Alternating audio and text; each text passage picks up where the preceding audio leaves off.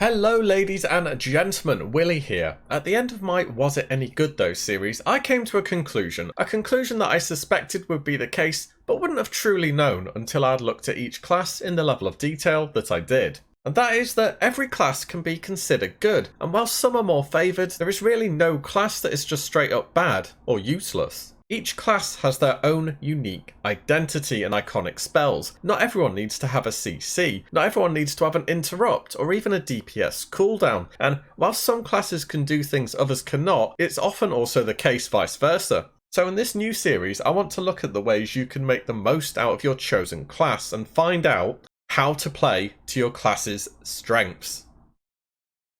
The points I'll be looking at will differ from class to class in relation to their strengths, as they aren't all shared across the board. Today I'll be looking at the Paladin and we'll cover these points: the meme value specs, Reckoning and Shockadins, dungeon running or boosting as a spell power build, holy PvE, PvP capabilities as a supporting class, and then some macros and add-ons. We had Priest last video, and this episode we have another healer, the Paladin.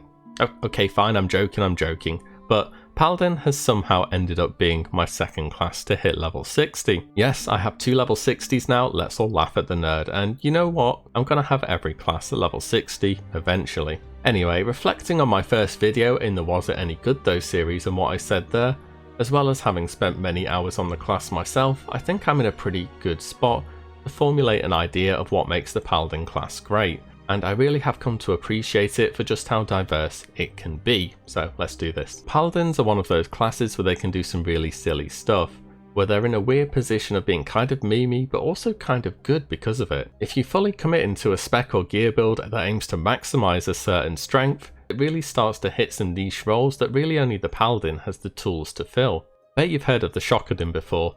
This is taking the Paladin's capabilities in Holy and turning it into damage, basically an offensive Paladin spec that isn't Retribution.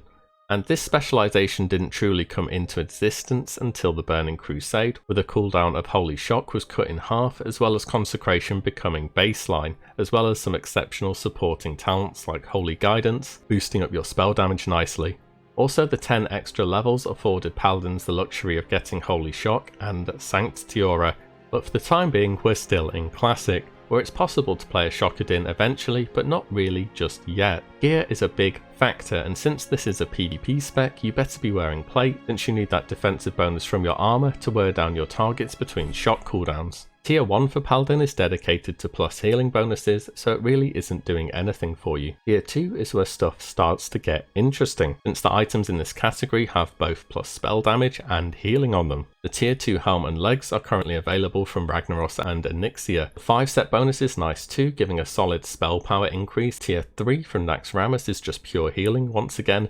The real exciting tier here is 2.5, the Avengers battle gear. All the pieces on this have stats that are ideal for you. Extra duration on Judgement is good for Crusader, as well as the 5 set giving a really nice plus 71 spell damage. Shard of the Fallen Star also drops from AQ 40, a nice on-use extra 400 damage to your burst, adds that extra meme value. Judge Crusader, Consecration, Hammer of Justice, Shard and then Divine Favour Holy Shock, then wear them down with Righteousness or Command over time. Another nice specialisation Paladins can check out is the Reckoning PvP build, and you need to be getting hit, so this doesn't really work for PvE damage purposes. This spec is all about stacking up 5 stacks of Reckoning and then finding the nearest cloth wearer and bashing them for a quick burst of damage. Add in some crits to this and it can easily one-shot. Reckoning used to stack forever, so a Paladin could store an infinite number of attacks, used in the famous Wreck Bomb video onto Kazakh, and it was this kind of thing that made Blizzard have to consider a cap on the ability, as it could just go too crazy. In fact, in Classic itself, we had another fun interaction with Reckoning happen, where a Paladin could apply Blessing of Sacrifice on someone, and whenever that person got crit and the damage was redirected to the Paladin, it would count as if the Paladin themselves was getting crit. This was patched out unfortunately, but could have theoretically made Paladins interesting in PvE if the tanks were getting hit enough by fast attacking targets. Still, it's fun in PvP, especially against rogues who are essentially just waiting for you to turn around and one-shot them once Reckoning stacked up. There's flexibility ability for Reckoning specs as well, leaning over to Holy or Retribution. Something like this for Retribution could be worth a look, getting Precision and improved Hammer of Justice in the Protection tree, and Vindication and Eye for an Eye in Retribution. This is more just for PvP. In PvE you're missing Vengeance from Retribution, which will cut heavily into your damage. Alternatively, there is a Holy kind of spec. This should give you some kind of viability in all content, raid or dungeon healing, or even tanking in dungeons, since you pick up improved Righteous Fury and Sanctuary. You need good gear for a build like this, since you're not really specced into any one thing. Also, you're missing out on some big Retribution talents like Conviction and two-handed weapon specialization. Either way, pick and choose. Paladin talents are really versatile to say the least. Paladins are in a pretty unique spot where they're able to do some monster pulls in dungeons due to all the damage they can reflect from various abilities, items and Consecration, especially through lower level dungeons where after you've geared enough you can realistically expect to pull basically the entire dungeon before AoEing everything down. There are so many items that reflect damage or cause thorn-like effects that you can stack up. Razor Gauntlets, Naggle Ring, Skullflame Shield, Cloak of Flames, Essence of Pure Flame, Demon Forge Breastplate, Thorium Shield Spike, then abilities like Blessing of Sanctuary, Retribution Aura, and Consecration. There are also on-use items like Dragon's Breath Chili or Oil of Immolation.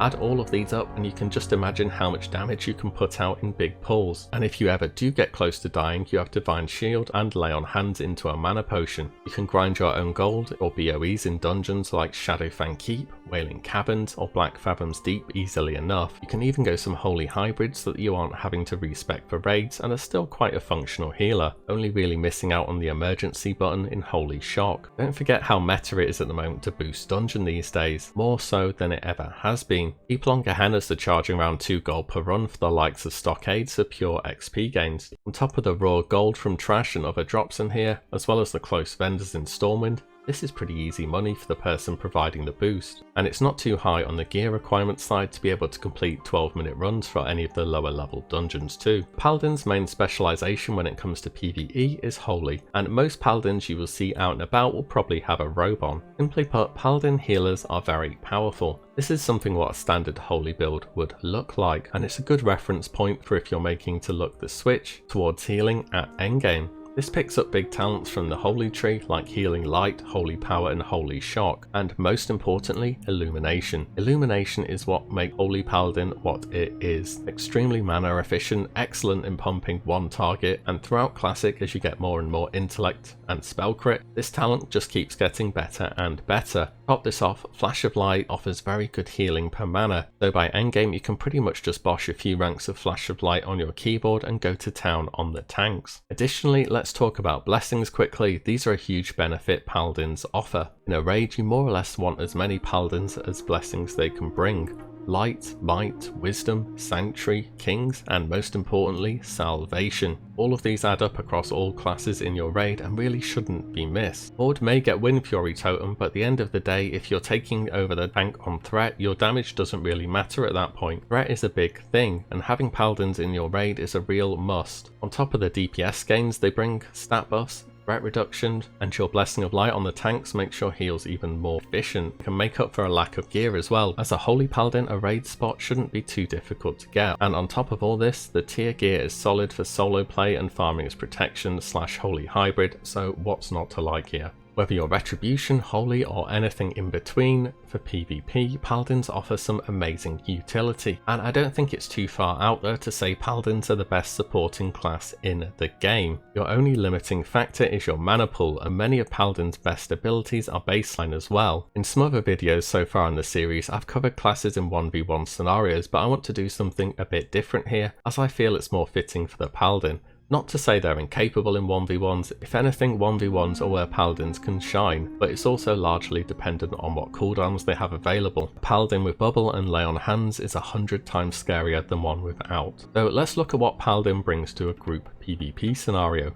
First of all, you know Kidney Shot for rogues, right? That really annoying 6-second stun that costs 5 combo points. Imagine that but ranged and with no requirement in advance. That's what Hammer of Justice is. You can also bring it down to a 45-second cooldown with talent through the protection tree, making it that little bit better. This ability can be a real win or loss kind of deal breaker in fights. The only issue with it is those orcs and their pesky OP hardiness ratio. Paladins bring Blessing of Freedom, which is key for allowing your melee classes to gain an edge against mages with their number of slowing effects. It's also one of the few ways to get rid of physical slows like Hamstring or Piercing Howl. Once again, it can be extended to a 16-second duration through talents, which is enormous, though in group PvP you should expect it to get dispelled pretty fast as it's such a powerful effect. One more blessing to consider is Blessing of Protection. 10 seconds of physical immunity at max rank, 5-min cooldown baseline. Once again, it can be reduced to 3 minutes through talents. It will also remove abilities that are considered physical, like Renders a Debuff or Cheap Shot 2. Once again, the big weakness here is that it can be dispelled. Final blessing I want to mention, and is frequently overlooked, is Blessing of Sacrifice. It works much differently than being the cooldown it is in retail. In fact, it could have 100% uptime if you wanted in Classic. It transfers 55 damage per hit the target receives at maximum rank, making it particularly good versus small incremental damage, but more importantly giving the Paladin the way to get out of CC that breaks on damage like Sat or Polymorph if you keep it up on an ally who is nearby you, meaning people have to prioritise the Paladin first even more. Auras are also important in PvP. A concentration aura with spiritual focus means you won't take any spell knockback at all, and if talented, 50% to spell reduction baseline, also giving an additional chance to resist interrupts and silences. Elemental auras can be very good too, mainly frost resistance aura versus mages, or shadow resistance aura versus shadow priests or warlocks. And since auras can't be dispelled, they're really good and have a chance to give you a resist or two during fights, which can absolutely make the difference when it's Frost Nova or Fear you are resisting. Paladins have Cleanse. This hits magic, disease and poison abilities all in one go, making it both efficient and great overall for debuff coverage. Other healers have to combine different spells to get different debuff types. Paladin has the one button answer.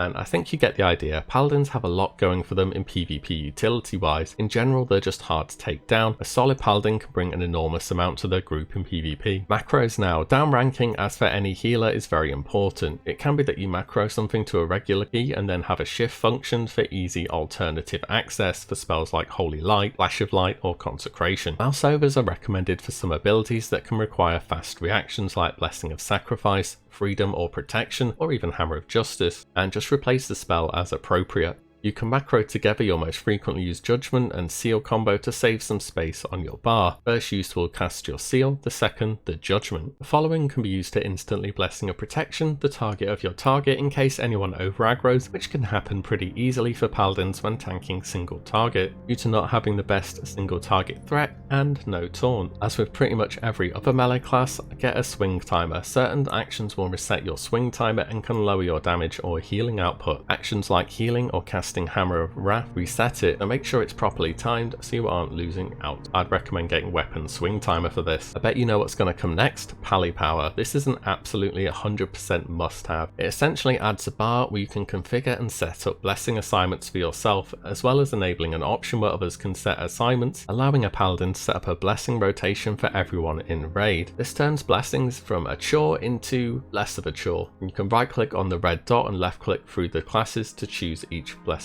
per class. Left click blessing icons for greater ones once you've learnt them, and right click for the regular ones. And these are the main two add-ons I've found to be very useful personally. And there we have it for the Paladin. I've found them to be good at far more than meets the eye in Classic, and I'm currently in process of gearing my own for some serious dungeon farming so I can see what kind of money I can make in various dungeons. And I should have a fun little series on that at some point once I've gotten a bit more gear under my belt. Anyways, what did you think about all this? What are your favourite bits about the Paladin? Oh, and finally, what class do you want next? Let me know, and I will see you guys in the next one. If you like what you see, give the video a like and subscribe, as there's plenty more to come. As always, thank you all so much for watching. Take care. Bye.